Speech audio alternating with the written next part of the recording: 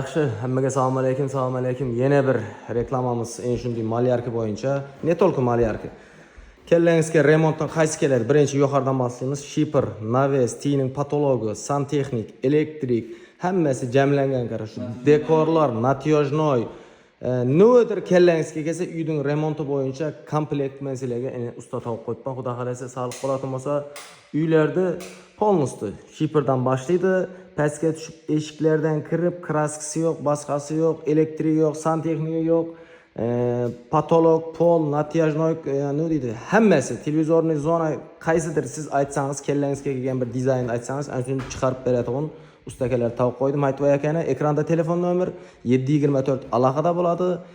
Uzoqroqda bo'ladigan bo'lsa, bizlar taraflardan miskin, ana shu Aqqamish taraflardan chiqadigan bo'lsa, aytvoy qanday bo'ladi? Qatnaysizmi uy yoqqa?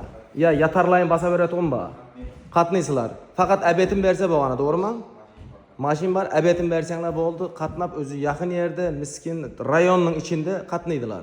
Ana shuning uchun ekranda telefon nomer aloqaga chiqasizlar. Siz xalagan turdagi dizaynni yaratib, chiqarib, taxlab beraveradi. Mana bir uyni bitirib chiqarganlar, xudo xolasa, takansa u ariqachel pollarni kraska etib, patologlarni kraska etib, kuxnilar, plita bosiladigan yerlar, yani aytaman, qanday narsa kellangizga kelsa, ana shu dizaynni sizlarga ishlab chiqarib beradi. Hammaga rahmat. Yana aytganday, общий 0 dan boshlab 100% gacha uylaringizni uzatib, siz xohlagan turda dizaynda taxlab, cho'tga etib, kraskasini urib, arqa qarab, bosib chiqib, zondikdan chiqib ketaveradi. Eshik temalari bo'yicha da muammosi yo'q. Fasad bo'yicha da aytaman-ku, hammasi bor. 0 dan 100 gacha.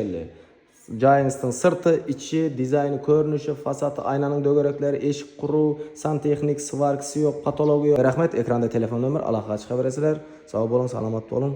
Yaxshi kunlarda ko'rishib hammaga nasib etsin.